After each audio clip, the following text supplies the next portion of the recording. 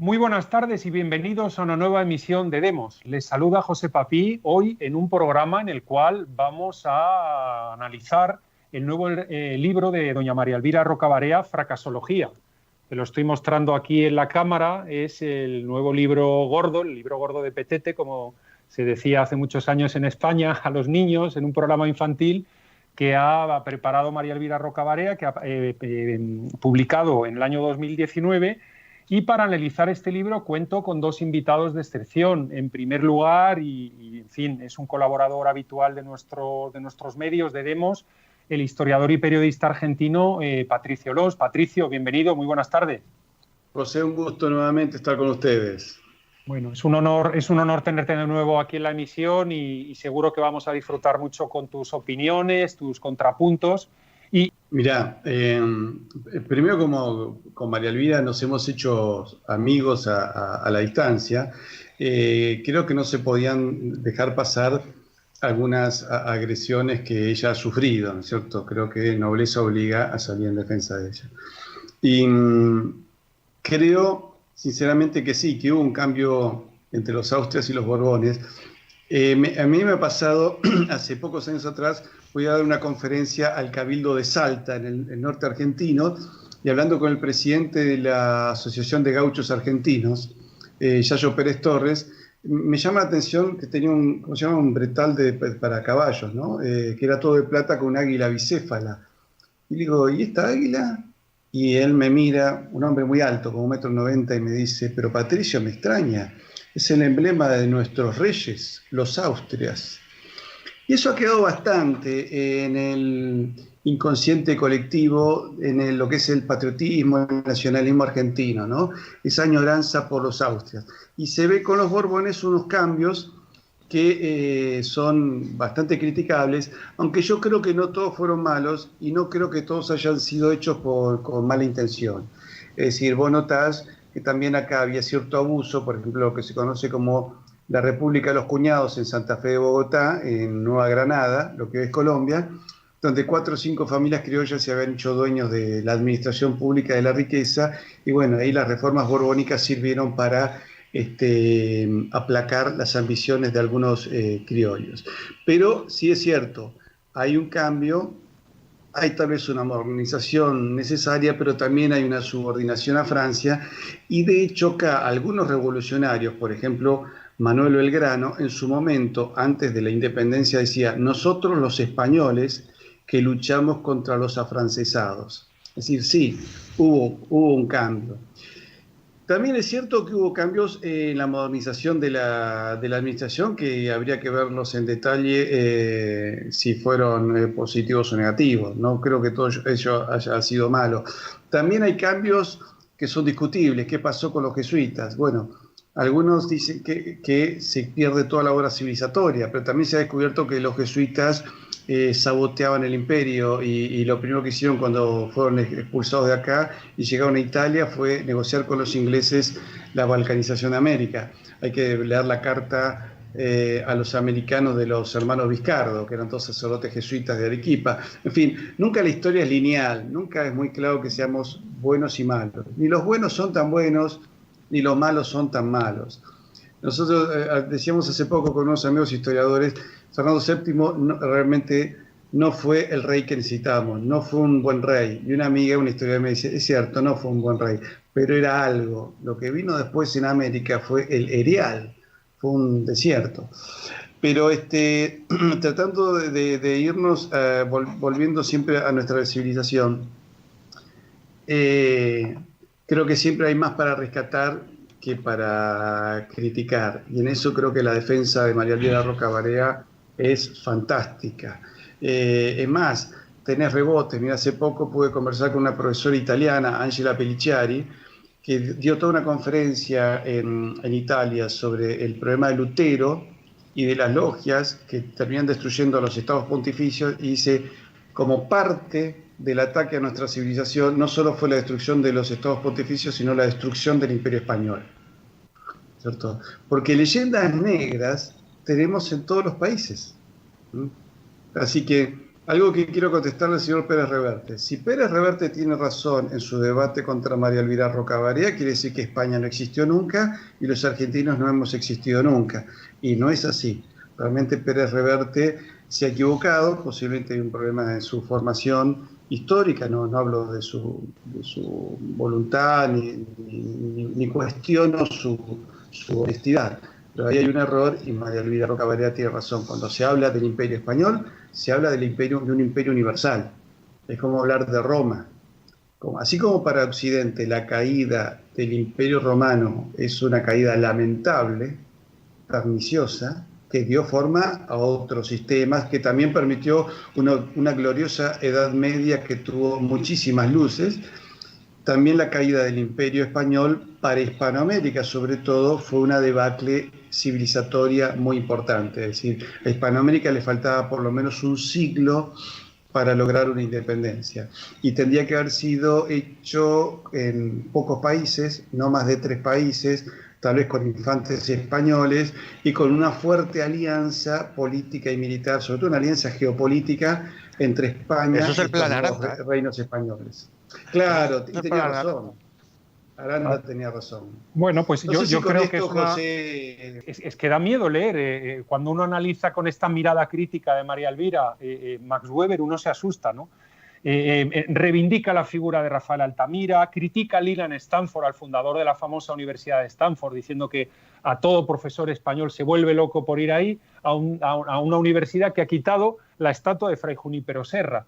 Y dice que Stanford era un racista que pidió el genocidio de los chinos que habían construido todo el ferrocarril que cruzaba la costa este a la oeste en Estados Unidos. Un racista, aparte saca textos de racismo, bueno, luego pone fotos del hambre, de los genocidios, de tal. Bueno, hay una segunda parte donde María Elvira se encabrita un poco y dice, bueno, me llevaría miles y miles de páginas a analizar esto, pero mira lo que han hecho otros que se nos presentan como los adalides de la modernidad, del libre comercio, del avance, de la ilustración, etcétera, ¿no? Patricio, adelante, es un nuevo turno. Yo os he presentado, digamos, esta segunda parte del libro de María Elvira, por cierto, y una venganza que tiene María Elvira también contra la generación del 98. Que yo en un programa le había oído a ella hablar bien de Ortega y Gasset y se nos enfadó nuestro colaborador Pedro Gallego, que le dijo, Ortega y Gasset, nada de nada, y la generación del 98 menos. Y ella ya aquí, en el libro, la verdad es que le zurra a la generación del 98 diciendo que no traían más que mal fario y malas vibraciones, ¿no? Patricio, por favor, adelante. Sí, bueno, primero completando lo que dice Vicente, el siglo XVIII lo ganamos, pero incluso en el siglo XIX, tras la derrota de Trafalgar, vengamos a España en Buenos Aires, porque en 1806 y 1807 los ingleses fueron derrotados en Montevideo, la muy fiel villa de San Felipe de Montevideo, y aquí en la ciudad de la Santísima Trinidad y Puerto de Buenos Aires. Y los zurramos bien fuertes y se fueron con la cola entre las patas. Lo que hicieron fue vengarse y hacer una tercera invasión a través de la Revolución de Mayo, del 25 de mayo de 1810, que se hizo con apoyo de la flota inglesa que estaba justamente aquí en el Río de la Plata.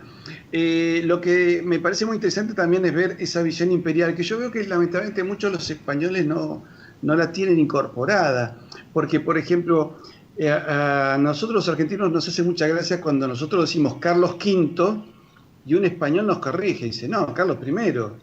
Y yo digo, pero Carlos V emperador. Pero... Y lo ven como otra cosa, como que bueno... el pobre Carlos andaba de casualidad por Alemania, lo nombraron ahí, qué sé yo, como si a un jugador de fútbol a Messi le regalan una camiseta del Dinamo de Moscú. No, era el imperio, es decir, lo que se decidía en el Palacio Real de Madrid era lo que se decidió en el siglo XX en la Casa Blanca. Exacto, para hacer una comparación de poder. Entonces, para nosotros los americanos, que tenemos una visión a veces más de todo el imperio, siempre decimos Carlos V. Entonces siempre, bueno, pero ¿por dónde Carlos V? Me empiezan a hacer elucubraciones, los mezclan con la dinastía carlista. No, hombre, Carlos I. Pero es cierto, es ese sentido imperial, donde el idioma fue el transporte del imperio, ¿no? Por eso Antonio de Nebrija le dice a Isabel la Católica, cuando le explica lo que es la gramática española, es el arma más poderosa a los pies de su majestad. ¿Cierto? Y tenía esa visión concreta. Bueno, yo creo que si el español medio y los hispanoamericanos no volvemos a tener esa visión, por lo menos cultural, imperial, nos va a resultar muy difícil salir de estos complejos de mediocridad, ¿no es cierto? Y después, bueno, hay que decir evidentemente la verdad sobre los logros científicos de unos y de otros, que los ingleses eran de copiar y de robar justamente todo tipo de descubrimiento. Lo que los tiene más ubicados siempre acá, a mí siempre me llamó la atención en Buenos Aires, los que más critican a los ingleses son o irlandeses o alemanes, argentinos, ¿no? Pero de ese origen, ¿no? Dice, el argentino tiene que aprender que estos ingleses son ladrones. Pero incluso los ingleses o argentinos de familias inglesas católicas, que por ejemplo guardan algunas costumbres del folclore inglés, pero son muy críticos del poder político inglés, dicen lo mismo. Acá los que tenían una actitud, por ejemplo, la guerra de Malvinas nos llama la atención, los que tenían una actitud más cruda de que había que destruir toda la flota inglesa, eran argentinos de origen inglés. Dice, no crean nada, no crean ninguna propuesta de paz, hay que ir y prepararse porque van a venir y hay que hundirle todo lo que se cruce. Y a veces nos llamaba la atención porque decía eso, tenía un apellido inglés, ¿no es cierto? ¿Y por qué? Porque en realidad España fue el transporte de la cristiandad, es decir, esto se reduce a qué civilización defendemos. O defendemos la civilización cristiana o no la defendemos. Es tan así que a veces España se tuvo que poner firme y hacer el saco de Roma, ¿no es cierto? Cuando Roma no estaba defendiendo también la cristiandad y tuvo que España ir y darle una paliza al mismo Papa. Lo vemos ahora cuando tenemos un Papa que se lo mandamos de acá, pero que defiende la leyenda negra y nos agarramos la cabeza, ¿no? Diciendo, es el primer Papa que se escucha que defiende la leyenda negra y es hispanoamericano. Es para agarrarse la cabeza. Sí. Me acuerdo que hace poco comparó lo que fue la jabonería de Vieites, que era un lugar, un comercio donde se reunían todos los que complotaban en Buenos Aires contra la corona, ¿no? Que eran contrabandistas, o esclavistas, o masones, o todo junto. Y Bergoglio lo comparó con La Última Cena. Y acá decíamos, pero ¿dónde este muchacho se le cayó el catecismo? ¿Cómo va a comparar La Última Cena de Cristo con los apóstoles, con esta reunión de delincuentes que lo único que estaban era complotando para destruir nuestra civilización? Entonces, cuando hablamos de España, hablamos del último baluarte de la civilización cristiana. De ahí tanto empeño en destruirla en aquel momento y tanto empeño en seguir destruyéndola ahora. ¿Por qué? Porque el imperio, en cierto modo, sigue existiendo. Cuando acá se discute, por ejemplo, están destruyendo el idioma, y para defenderlo, apelamos a lo que dice la Real Academia Española, no una academia de la lengua argentina. Los uruguayos tampoco hablan de una academia de la lengua del Uruguay, siempre hablamos de la Real Academia Española. Cuando seguimos conversando entre nosotros, seguimos hablando en español. Y cuando visitamos otro país de habla hispana, no nos sentimos en extranjero. Yo fui hace un par de años a una conferencia en Uruguay, me acompaña un amigo cuando cruzamos la frontera con Uruguay, le digo, bueno, ¿cómo te sentís acá en el extranjero? Y él me dijo, ¿me estás haciendo una broma? En Uruguay vamos a decir que estamos en el extranjero. Y cuando estuvimos 3-4 días en Uruguay, en ningún momento uno tiene una sensación de estar en el extranjero como si me hubiese ido a pasear por Tailandia, ¿cierto? En ningún momento se nota. Y cuando hablamos con los estudiantes de historia de Uruguay, sí, no, es cierto, tenemos que ir por la reunificación. Tiene que haber acá algún tipo de reunificación política o comercial, o crear una comunidad hispánica de naciones, tal vez mantener los 20 estados como están, pero ir llevando una complementación económica y civilizatoria. Eso se puede hacer si los pueblos que conformamos el mundo hispánico entendemos qué civilización queremos defender. Ahora, si queremos caer en la progresía de ideas, no vamos a poder construir nada, porque la progresía está en el constante destruir, ¿cierto?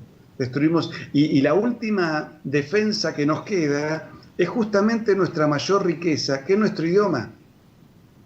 Si permitimos que se destruya el idioma con el tema inclusivo, que creo que hay un pedido ahí de Carmen Calvo para que la Constitución española sea pasada a lengua inclusiva, lo cual, si vos me decís que la van a imprimir en braille para incluir a los ciegos, me parece bien.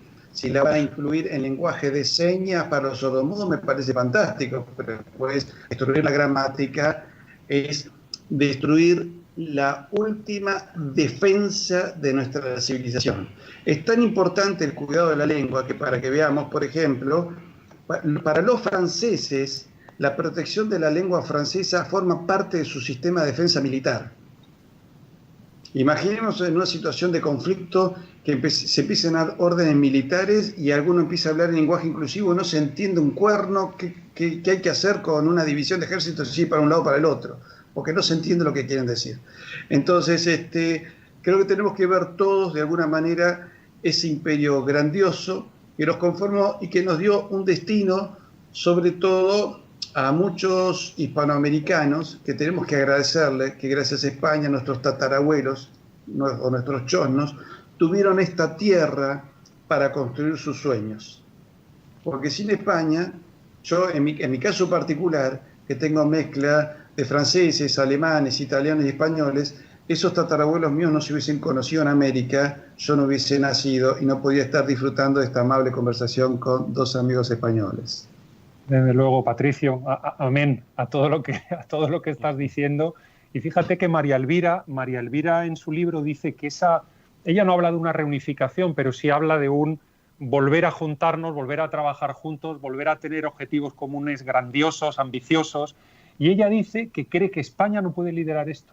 Ella piensa que esto debe ser liderado desde América, porque dice que España está tan mal, ahí ya se viene un poco abajo, digamos, al final dice, España está tan mal que esto o lo lideran desde América, que es donde de verdad se ha conservado la esencia de lo que era la hispanidad, o los españoles van a decir no van a poder hacerlo, ¿no? Y en otros sitios. Bueno, Vicente, a ver, pensemos que también Italia tiene sus latinistas, que son grandes defensores de la latinidad romana. Entonces, del Imperio Romano. Claro. Es decir, sí, podemos tener, yo creo que sí podemos tener. En cuanto a lo que vos decías, lo que dice María Elvira, si la defensa de nuestra civilización, bueno, lo lógico sería que fuese México. En México entra la población de España, Colombia y Argentina juntos, ¿no es cierto? Yo creo que López Obrador se ha confundido muchísimo. Él, en vez de estar buscando la ropa sucia de Hernán Cortés de hace 500 años, que vea la parte brillante de Hernán Cortés y diga, bueno, tengo 120 millones de mexicanos, más 20 que deben vivir en Estados Unidos. Vamos a construir con eso una marea humana de cerebros y de voluntades para impulsar un mundo hispánico poderoso. Eso es lo que debería pensar hacer. Ahora, creo que igualmente España tiene todavía muchísimos cerebros para recuperarse. Veo que también hay voluntades políticas para hacerlo. Y por supuesto que los hijos podemos ir también en su defensa. Yo me acuerdo muy bien, hay un libro que cuenta la gesta de la Marina de Guerra Argentina, nosotros llamamos Armada República Argentina, durante la Guerra Civil Española.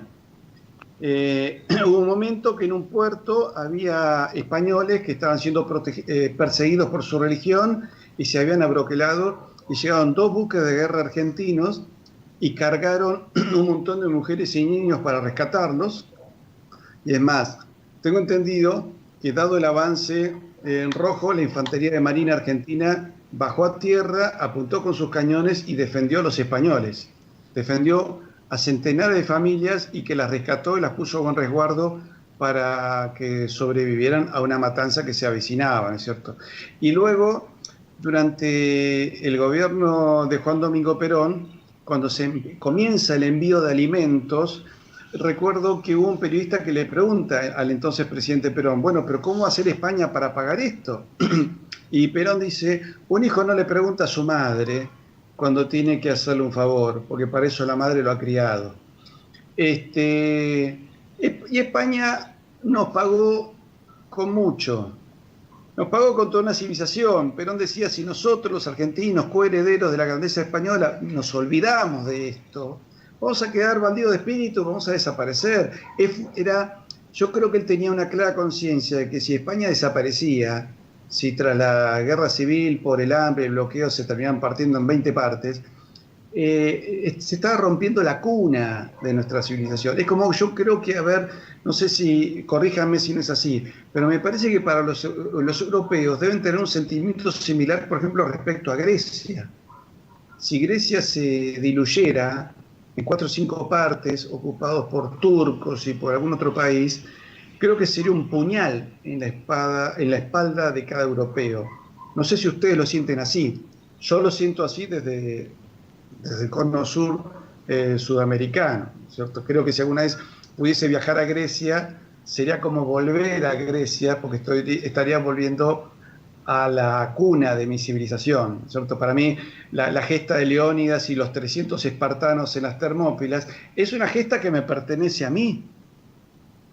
Le pertenece a un italiano, a un alemán y a un español. Lepanto me pertenece a mí.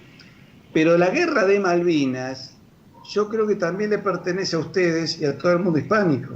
Dice que en la guerra de Malvinas hubo miles de voluntarios de Perú, de Ecuador, de Bolivia, de Paraguay, de Brasil y de España, donde se dice que una bandera completa de la Legión se quiso venir a pelear y bueno, no se le permitió.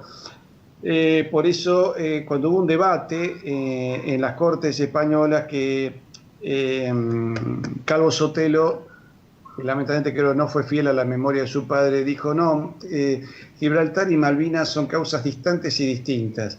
Y Blas Piñar dijo ni distantes ni distintas, son lo mismo.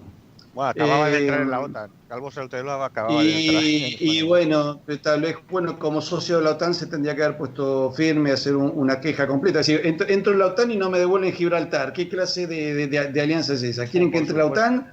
Claro. Si no me dejan entrar en la OTAN, invito un día de visita a la flota rusa. Es decir, creo que en eso hay que saber negociar y ponerse firme. Claro, cuando se empiezan a poner nerviosos todos, empiezan a negociar. ¿No querés tal cosa? Bueno, mirá que empiezo a visitar al otro, ¿eh? Entonces ahí todos empiezan a ponerse lógicos y racionales. De hecho, Margaret Thatcher en la guerra de Malvinas pensó que había que bombardear Madrid también. Hasta ahí hay un general inglés que dice, Margaret Thatcher se hizo la idea de que también había que bombardear Madrid en la guerra de Malvinas, porque no entendía por qué los españoles estaban de nuestro lado. Y alguien le dijo, bueno, mire señor, habla el mismo idioma, ¿no? Yo creo que, por eso creo que para recuperarnos, estas cosas hay que encarnarlas anímicamente, espiritualmente. A mí me llamó la atención hace un año, salgo de un canal de televisión en Buenos Aires y entro a una panadería, cuando compro algo, la panadera es española, le escucho la tonada y le digo, ¿usted es española? Sí, nos podemos a conversar. Digo, no, lo que pasa es que mi marido trabaja en la ONU, destinado a Buenos Aires, y como yo soy panadera, conseguí trabajo acá. Y somos parecidos, me dice ella, hasta tenemos el mismo idioma. Y me llamó la atención cómo lo dijo como si fuese una casualidad que nosotros hablásemos el mismo idioma. Y le digo, cierto, la Real Academia acaba de rechazar la del gobierno, ¿eh? Ha hecho un dictamen y ha rechazado Sí, lo he leído. Adiós, gracias, ¿no? Pero lástima que no ha rechazado otras cosas anteriores, pero esto sí lo ha rechazado. Entonces yo le decía a esta señora, parafraseando a un amigo mío, Gabriel Fossa, que es un famoso político argentino muy hispanista, de apellido italiano, él sí, claro, parece que los hispanoamericanos aprendimos español de casualidad porque vino una gaviota española con un diccionario que era español guaraní o español nahuatl, se le caía en la cabeza a un indio americano, el cual solito aprendía a leer los dos idiomas y ahí todos de casualidad aprendimos español. No, como si no hubiese habido una gesta civilizadora. Entonces le digo, señora, hablamos español gracias a ustedes, porque ustedes trajeron la civilización. Y ahí veo a la señora, pero me miraba raro. Se nota que hay un problema grave en la educación de las escuelas españolas. Debe ser gravísimo, porque esto 40 años atrás con un español no pasaba. El grado de similitud que teníamos. Mira, una de las cosas con que España nos pagó la ayuda alimenticia fue la cantidad de intelectuales españoles que empezaron a visitar Buenos Aires. Perón le pidió a España, traiga a todos los intelectuales y profesores que pueda. De hecho, ustedes van a encontrar acá en Buenos Aires lugares donde, por ejemplo, un edificio de departamento con una placa dice, aquí vivió Ortega y Gasset, aquí vivió Julián Marías, aquí vivió distintos personajes, ¿no es cierto? Vivió Miguel de Unamuno, que creo que también estuvo acá alguna vez. Entonces, Y esas personas integraron y reintegraron y recuperaron. De hecho, el cine nuestro parecía una continuidad del cine español, y artistas argentinos a su vez triunfaban en España, y actores españoles triunfaban acá. A veces no se distinguía cuál era español y cuál era argentino. Yo me enteré de algún actor que para mí siempre había sido español, y un español dijo, no, ese había nacido en Buenos Aires. Digo, ¿vos no sabías que era argentino? No, para mí era español. Y en el fondo queda lo mismo, porque llamarlos españoles, argentinos, son nominalismos, como ser valenciano o gallego. Somos todos hijos de la misma civilización. Somos herederos del Imperio Romano, somos herederos de la filosofía griega, somos herederos de la fe de Tierra Santa. Gracias a España, todo un continente salió a la luz, se abandonó el canibalismo, se abandonó el salvajismo, y se descubrió una manera de vivir donde los pueblos, los naturales de América, aportaban lo mejor de sí mismos que tenían, que eran sus almas. Porque ¿qué fue lo que nos aportó el amerindio a la civilización? Su alma, donde la musicalidad de muchas de sus palabras. Y palabras, porque en español decimos chocolate, que es una palabra náhuatl, ¿no es cierto? O tomate, o papa, enagua, creo que es del Tágalo de Filipinas, que también hizo lo suyo.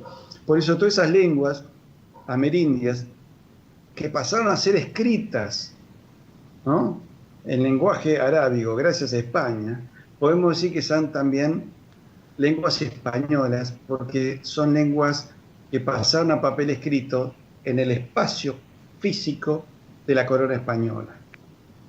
Y las hicieron, las escribieron en español. ¿Perdón? Se escribió gracias al español de Nebrija. Se logró recuperar y poner sobre escrito, si no se habrían perdido. De hecho, mira, Vicente, la primera gramática europea creo que es la de Antonio de Nebrija. Luego vienen, gracias a la gramática de Nebrija, se fueron creando las gramáticas de las lenguas amerindias, y luego recién vienen las gramáticas, creo que del alemán, del francés, claro, y del inglés. O sea, las gramáticas amerindias son anteriores a buena parte de gramáticas europeas, y la incorporación de América a la corona española es anterior a la incorporación de Navarra, por ejemplo. Pues sí. Si me permites una última cosa, José, y Patricio, es simplemente apuntar dos cosas. Una, que precisamente este es el mes que hicimos un programa del tema de la conquista de Granada. Es decir, el hito de Granada, que fue famosa en toda Europa, antecede a América, inmediatamente. El llevar España a América, como algunos aquí piensan que es que se impidió al anglosajón. Los anglosajones no eran nada en el siglo XVI. España lo que hace es dar a Occidente la posibilidad de colonizar América, que es la clave en la historia. La clave en la historia es América. Entonces, si España no corta a Granada y no hace el salto a América, los turcos o la flota granadina, que ya estaba estructurada, ya tenía planes, ya tenía esquemas de barcos para esto, hubiera ido a América, y ya veremos si Occidente hubiera sobrevivido a un Islam en América, ¿no? Ya veríamos si Occidente hubiera sobrevivido. No hubiese sobrevivido. Claro. No hubiese sobrevivido, y tal vez Europa hoy tendría incluso un paisaje distinto. Por supuesto. Es decir, tanto América como Europa sería un paisaje distinto, y que hubiesen terminado a su vez en guerras tribales sanguinarias, y hoy Europa hubiese sido un desierto de civilización. Bueno, seguro. Pues yo creo que hemos hecho un repaso muy interesante, yendo más allá en algunas de las tesis a lo que nos plantea María Elvira Roca Barea. Lamentablemente no tenemos más tiempo por razones de programación. Darle las gracias por hacernos el honor y el privilegio de estar con nosotros esta tarde. Patricio, ¿quieres comentar algo más? Y contigo cerramos. No, mira, yo lo único que quiero decir, que el español y el americano se tienen que centrar en el grueso de la idea. Con respecto a, acá este libro, aquí tengo el de Imperiofobia, ¿no? Por ahí vi que alguien le encontró unos pequeños errores a los cuales parece que ya María Elvira refutó esos supuestos errores, parece que no eran tantos, pero que no empiecen a buscar el pelo en la leche, ¿no es cierto? A ver si encuentro acá un dato que se corrió un numerito, un renglón. No importa eso, lo que importa es porque no existe libro perfecto, eso es imposible, porque es el discurrir humano, sino que vean la riqueza de los libros de María Elvira Roca Barea y de tantos historiadores de este calibre que tiene España y que también produce América, y que vean cuál es el centro de la fuerza, que entiendan que en ese rescate de lo positivo está el futuro de nuestros países. Si nos ven, empezamos a ver como 600, 700 millones de hermanos que junto a la bandera nacional de cada país debemos tener también la zapa de Borgoña, eso nos va a dar una visión de futuro que nos va a permitir enfrentar el siglo XXI con éxito. En este momento se está dirimiendo si la potencia más importante en los próximos 20 o 30 años si es China o Estados Unidos. Bueno, yo creo que a Estados Unidos le convendría una alianza con una hispanidad fuertísima, que tal vez hasta el futuro lo supere, pero que le va a permitir sobrevivir, ¿no es cierto? Sí. Lo hemos comentado en ocasiones, el movimiento maestro en el tablero de ajedrez de la geoestrategia política mundial es ese que acabas de decir tú. Es que España sea una fuerte... Primero una hispanidad fuerte y una negociación de alianza con los anglosajones y para afrontar el mundo, ¿no? Yo te cierro con algo. Yo escribí cuando Donald Trump empezó con el muro, que pasa en realidad el muro ya lo ha hecho Obama, ¿no? Creo que él le completó un poco más. Un artículo que lo titulé Ante muros y lamentos, adelante. Yo decía, este señor defiende sus intereses, me parece bien. Perfecto, ante ese desafío, contestémosle no con una confrontación, sino con un desarrollo de puentes culturales. El sur de Estados Unidos es un sur hispanoparlante, ¿no? Las ciudades se llaman San Diego, California, San Francisco, San Antonio. Perfecto. Utilicemos esa población como un puente de diálogo y de construcción y de reconstrucción y de restauración del poder hispánico para que Estados Unidos también comparta su poder y entienda que ya por un tema poblacional no van a poder ser solos la primera potencia mundial, tendrán que compartir, pero de esa manera van a sobrevivir, de la otra manera van a desaparecer, así como cayó un día la Unión Soviética. Entonces, es en el rescate de la civilización. Ya lo advirtió en su momento el presidente Thomas Jefferson, William Taft, John Kennedy y el mismo Reagan valorizaban ese pasado español del sur de Estados Unidos, ¿no es cierto? Walt Disney decía, debemos valorizar el glorioso pasado español de California.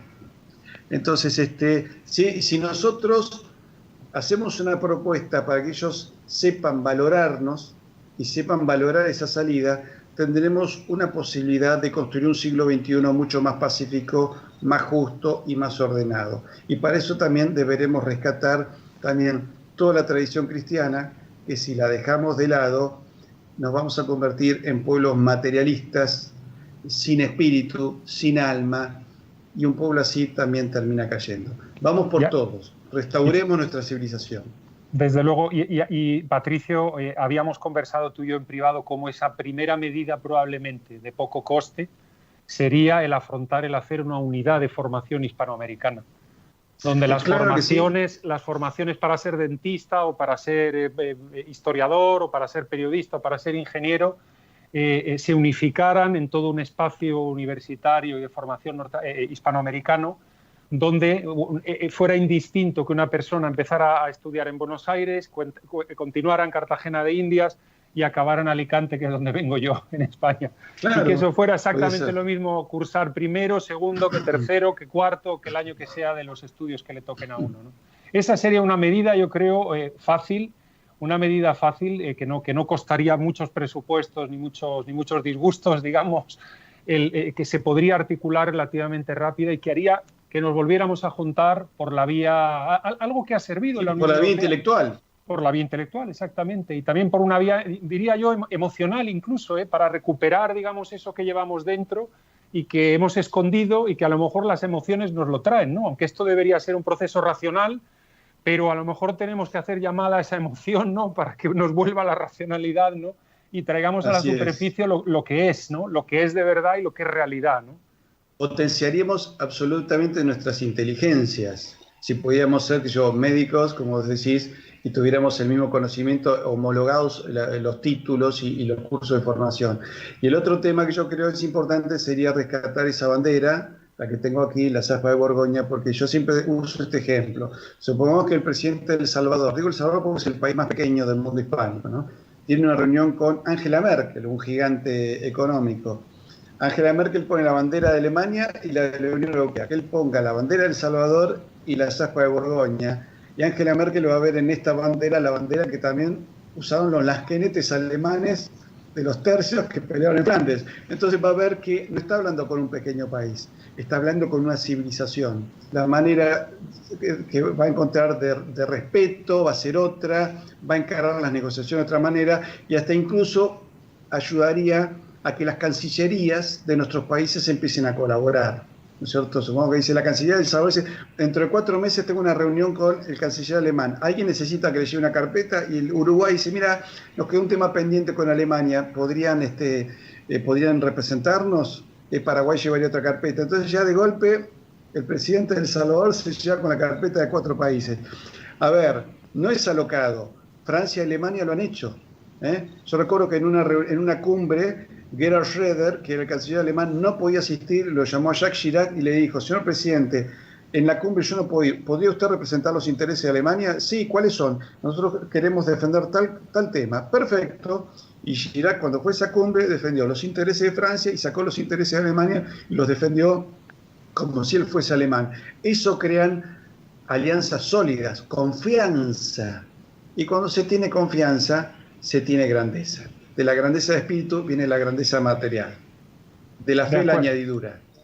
Gracias a ustedes ahora. Muchísimas gracias, Patricio, por esta última intervención, a Vicente, por supuesto, y, cómo no, a nuestro gran amigo César Bobadilla, que ha hecho posible que este programa llegue a sus casas.